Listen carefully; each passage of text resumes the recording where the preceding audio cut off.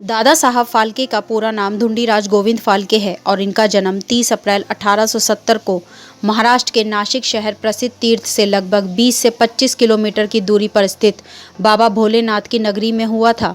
यहाँ प्रसिद्ध शिवलिंगों में से एक स्थित है। इनके पिता संस्कृत के पाखंड पंडित थे और मुंबई के एल्फिंस्टन कॉलेज में प्राध्यापक थे। इस कारण दादा साहब की शिक्षा दीक्षा मुंबई में ही हुई। 25 दिसंबर 1891 की बात है। मुंबई अमेरिका इंडिया थिएटर में एक विदेशी मूक चलचित्र लाइफ ऑफ क्राइस्ट दिखाया जा रहा था और दादा साहब भी यह चलचित्र देख रहे थे। चलचित्र देखते समय दादा साहब को प्रभु ईसा मसीह के स्थान पर कृष्ण, राम, समर्थ गुरु रामदास, शिवाजी, संत तुकाराम इत्यादि महान विभूतियां दिखाई दे रही थी।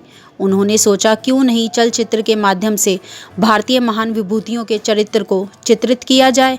उन्होंने इस चलचित्र को कई बार देखा और फिर क्या, उनके हृदय में चलचित्र निर्माण का अंकुर फूट पड़ा। उनमें चलचित्र की ललक इतनी बढ़ गई कि उन्होंने चलचित्र निर्माण की संबंधी कई पत्र पत्रिकाओं का अध्ययन किया और कैमरा लेकर चित्र खींचना भी शुरू कर दिया।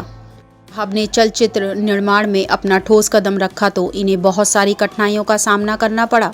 जैसे तैसे कुछ पैसों की व्यवस्था कर चलचित्र निर्माण संबंधी उपकरणों को खरीदने के लिए दादा साहब लंदन पहुंचे।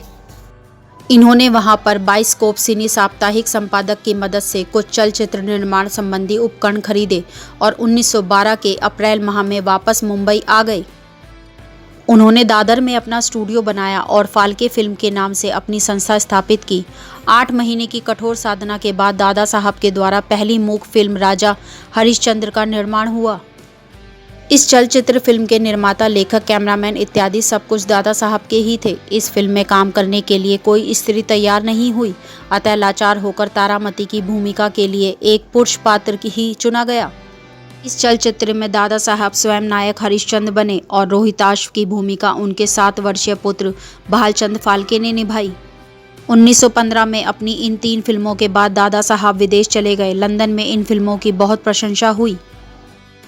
कोल्हापुर नरेश के आग्रह पर 1937 में दादा साहब ने अपनी पहली फिल्म और अंतिम सवाक फिल्म गंगावतरण बनाई। दादा साहब ने कुल 125 फिल्मों का निर्माण किया।